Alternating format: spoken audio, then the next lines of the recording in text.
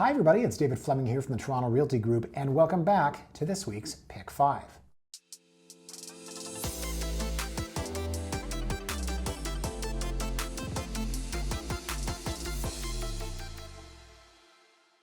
Now, a few weeks ago, I was asked to be part of a CBC feature on a trend among renters whereby they're looking for larger spaces that might be in older buildings. Now, during the course of interviewing with the journalist that had tackled the piece, I kind of surmised that maybe part of the reason they're doing this is because they don't recognize value in these tiny condos.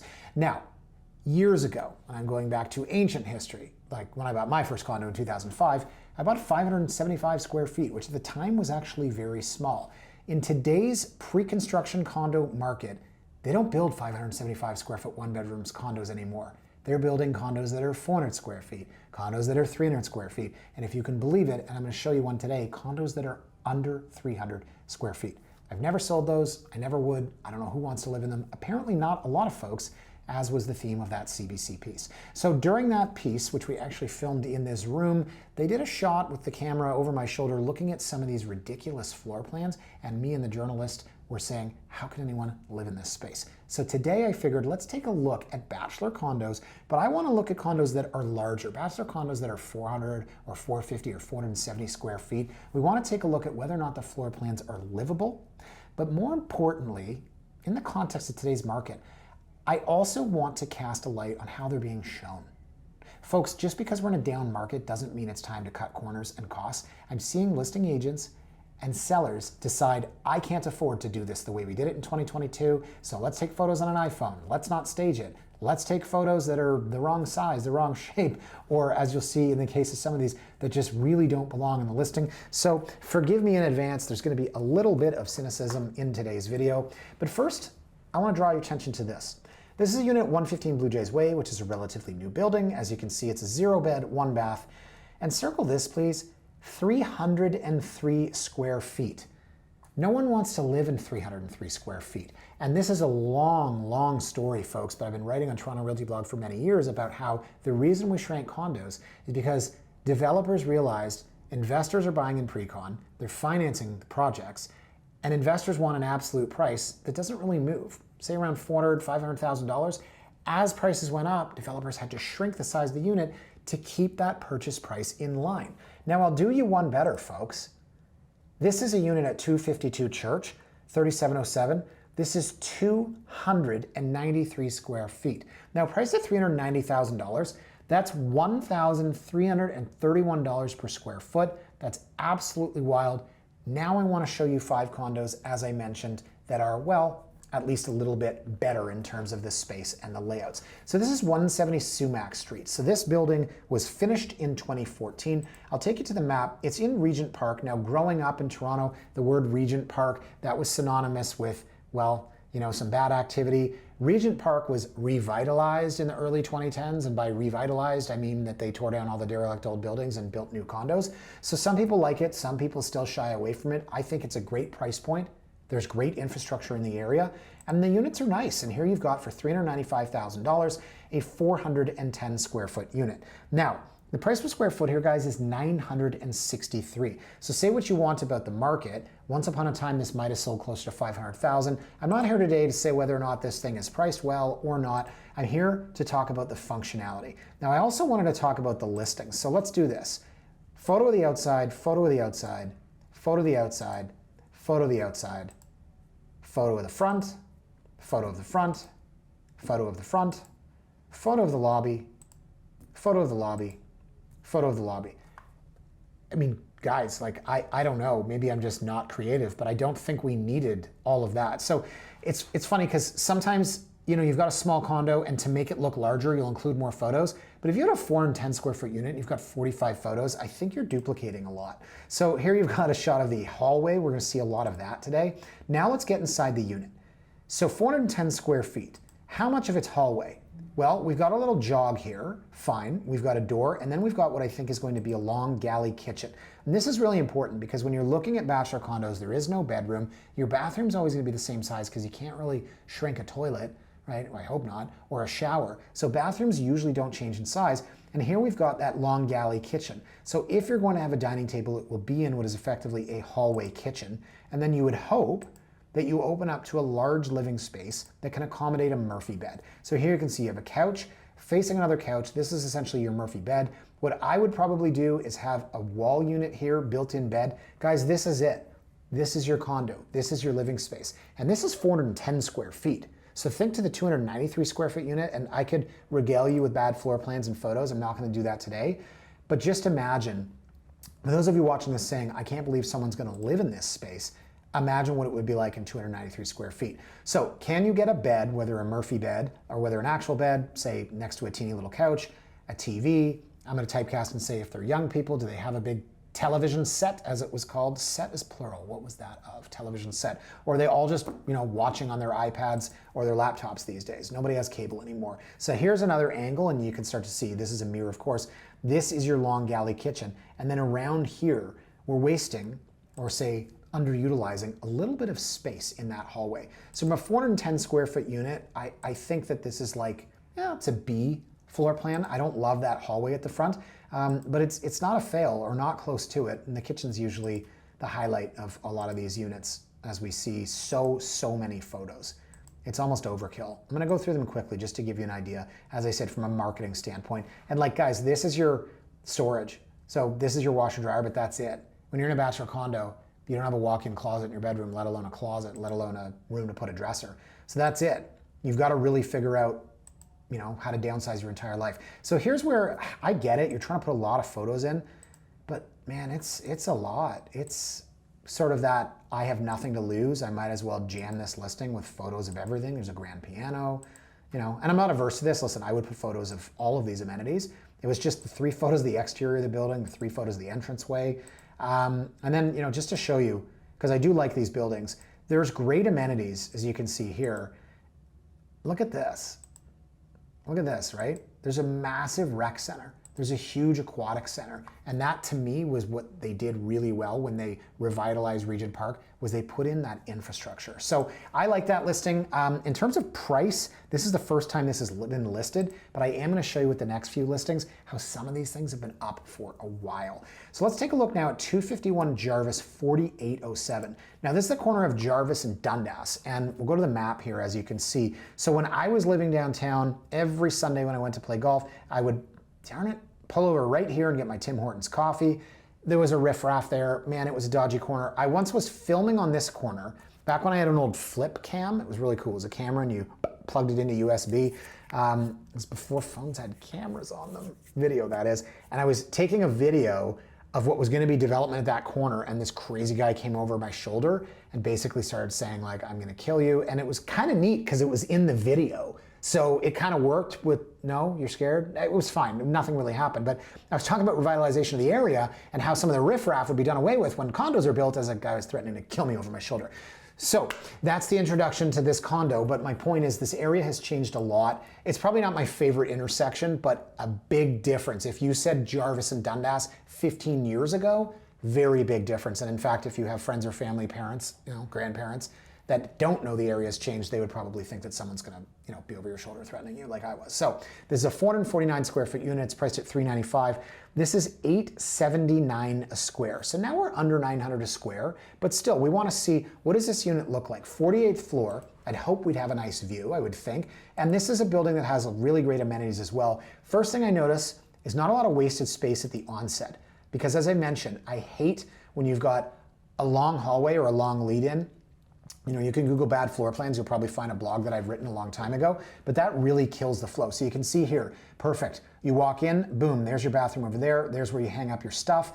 And then you walk right into closet, and this is a big Murphy bed. And then you still have room for a couch and a table. And yes, it's facing your sink, but it's a bachelor condo, guys. So we'll get a look at it this way. This to me is an A as far as bachelor condos go. So let's just go back to here, guys, because I said your couch is staring. Here's your couch staring at your sink, but what if you're on the end, on the chaise? You ready for this? Work with me here. One more, one more, one more, I promise. There. So if you're on the chaise on the end, yes, there's your TV, it's on the wall. Great news, you're on your couch and you're not staring at your sink. But if your friends to your left are sitting next to you, imaginary or otherwise, they would be staring at the sink. So again, it's a bachelor condo. We have to keep that in mind. It's 449 square feet. This isn't a 600 square foot condo where you've got a real bedroom, where you've got a real living room, God forbid a real dining room. But this to me is a much better floor plan, and that's grading on a curve to bad floor plans. But I like the nice big windows, your 48th floor, you're never gonna have that view blocked. You've got a nice balcony for what it's worth. So yeah, irrespective of price, it's not really for me to necessarily comment on today. I certainly could. I think every condo in the entire city is overpriced. But as far as functional floor plans go, this one works. It works for a bachelor. And this unit is well presented. These are good photos. It's nicely staged, or it's nicely lived in, or it's nicely cleaned out. We're gonna see some more interesting ones in a moment, I promise. But overall, and if you wanna go through the amenities here, because that has to be one of the things, if you're a listing agent or a seller, that you've got to talk about as you're trying to sell your condo in the toughest condo market of all time. You've got to highlight the amenities. And I'm shocked when I see people listing properties without the amenities, whether it's photos or the listing. And the other thing is, none of the 5 properties I'm showing you today have a floor plan on MLS. Now, maybe it's because, I don't know, they don't want to see that it's a small condo. It's called marketing, folks. Look into it. None of these listings have floor plans. So rest of the amenities, really nice looking here. And now we're looking at some of the views. They're a bit mixed up here. There's one in the pool overhead. Let's see, now we're outside. There you go. So you can see the overhead shot of the pool. That's fun. And then I think there's a Starbucks. Let me see here. Yes, there you go. There's a Starbucks. So that's well marketed. So this one gets a pass for me. In terms of the price, and you can see here we're listed at $395. Previous listing was $299, so that was interesting. It means they couldn't sell it. They listed it ridiculously low to try to get multiple offers. It didn't work. Before that, they were $499, $525, and $525. Folks, they bought this for $495 in 2021. They're on the market for $395. That's what's happened in the market. That's December of 2021. So I did a podcast, I don't know where we are in time right now, but either this week or last week, where I looked at condos as an investment. And part of me did it because I guess I'm just a masochist and I wanted to invite hate and scorn and negative YouTube comments into my life. But with prices where they are right now, down from the peak, and no one's building anything, and the government's rolling back promises to actually get to the housing goals they promised during the election, I think, dare I say, it's a pretty good time to be in that market if you have a 5 to 10 year horizon. So you can kind of see where these guys have come from. And with the 2 different prices in terms of offer nights, down from 5.25, it's pretty indicative of where the market has gone. So our next one, guys, I'm going to take you a little bit further west into King West. This is 435 Richmond Street West. This was built in 2016. Now we have a 433 square foot unit priced at $399. So these guys are $921 a square. I'm going to show you first the photos. And this is one of those where we're going to start to comment maybe a little bit more on presentation. So here's the outside of the building. Here's the lobby. Here's the front door. Then we get inside, and this looks to me like it's either tenanted or no one's really tried to do anything. So we've got a bed and a desk and a kitchen. Hey, it's a bachelor condo. We're not knocking that. In terms of the presentation, if it is tenanted, there's nothing you can do selling a tenanted condo. What I would advise you to do is try to find photos of the property from the previous listing. And this is what drives me nuts. Listing agent takes on a listing, it's tenanted, it doesn't show well, you can't do photos. On MLS, there's the last listing. Beautiful photos. Go and offer that agent $500 for his photos. Do your job. It's called marketing. People don't do that. I'll tell you, for all of our tenanted properties, we've gone back. Matthew had a place on Eglinton, went back and asked the previous agent, hey, can I have your photos? Guy actually said, he's like, yeah, go ahead, take them, I'll email them to you. Matthew was like, you know what, let me give you $200 for them, right? It's a relationship business. So I don't know if that exists of this particular unit, but as an aside, I think anytime as a seller or a listing agent, you're putting something on the market that doesn't show well or could show better, go ahead and do that. Pull out all the stops. So here, guys, this is your bedroom, and it fits a bed, and that's great, and there's a Juliet balcony, we might be blocking that. But let's go back to here. It's one big room. Now this one they do have a floor plan of, which I'll show you. So I said none of the listings had floor plans. None of them have a floor plan uploaded as an attachment. This one has it embedded as an image. We'll get to that in a moment. So here, this I do not like. I mentioned the long foyers. You're paying per square foot, whether it's $13.31 for some nonsense new build, or whether it's $700 a square for something that's, priced well. This here, say that's, I don't know, 70 square feet. At $1,000 a square, you're paying $70,000 for this hallway. I would rather cut this here, right? Or cut it here, or move this closet over here and not waste the space. So you have a pretty good idea, right? You can see where that bed was. I actually think the bed was this way. And they've had it this way, it'd be even smaller. And then it's cute. They say your kitchen dining. I mean, you just really don't have room for it. So rest of the photos here, guys, let me just go to them quickly and you can see, okay, so you've taken some photos. It's not as good as the last one. It's a smaller building. The last one had really, really good amenities, but at least these guys put that in there. So not my favorite listing, not my favorite property. I want to show you the listing history. So here we are at $399. We're down from $409.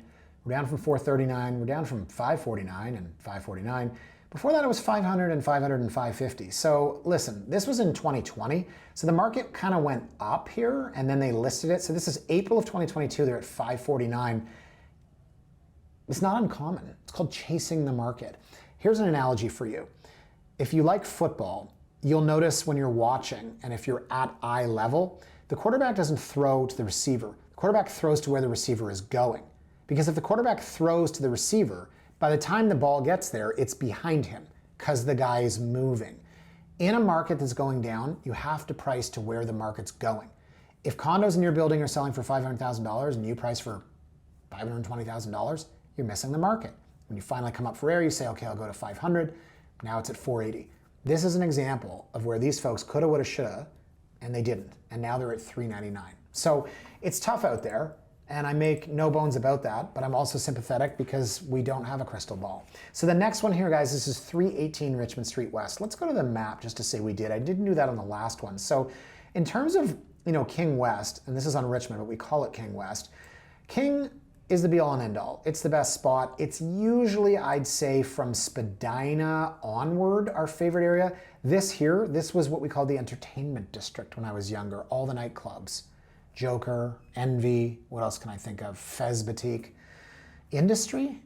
I could go on. They were all torn down and turned into nightclubs. What was the big one on the corner? Tonic, $2 drinks. Plastique, now I'm just riffing. They were all torn down and turned into condominiums. And this to me, we'll go back to my map here, guys.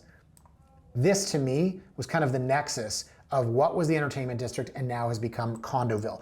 Prime King West is over here. Prime King West is from Spadina to Bathurst, so you're not too far away. And we just did one that was, up the street at 435 Richmond. That was a little bit further west. So take a look at this one, guys. We're $399. We're 473 square feet. Okay, rubs hands together. So now we're talking 473 square feet. This is $843 per square foot. That's the lowest of any of the units we're looking at today. My issue with this one, if you will, well, I don't think it needs to be explained. First, we have a photo of the outside of the building, which is in portrait and not landscape. Here we have a photo of an empty room staring at a wall. I might not have used this one. Here we have a photo with a guy's shoulder in it, and then watch this. Next photo, no shoulder. Why did we include both of those? Hold on. Photo of a guy's shoulder, and then same photo. Why? What are we doing? Okay. Yeah. Sure.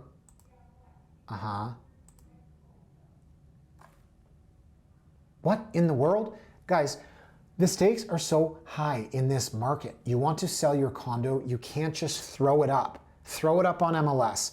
Take blurry photos. Take sideways photos. Have people in photos. And I believe there's one of these, and it gets a bit worse. There's the outside of the building, 1810. So now we have the hallway.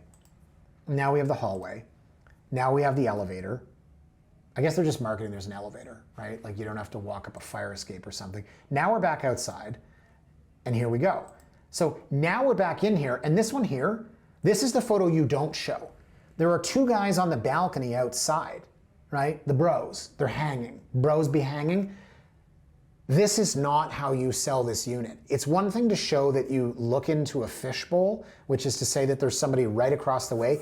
It's another thing to take a photo while two guys are smoking weed outside on the balcony. You know what? I don't know. They could literally be doing humanitarian efforts. I don't know, but it's more funny that way. So I don't know that this is the photo that you want to show. And then from there, it's like kind of back to like photos of the inside, and it's whack. So it's too bad because at $843 a square foot, this is the best price per square foot of any of these units that we've seen today, but I have no feel. I have no feel whatsoever for the unit. There's no floor plan. the photo shows that it's next to a brick wall. The real estate agent's shoulder is in the photo. Then you got the two bros in the balcony.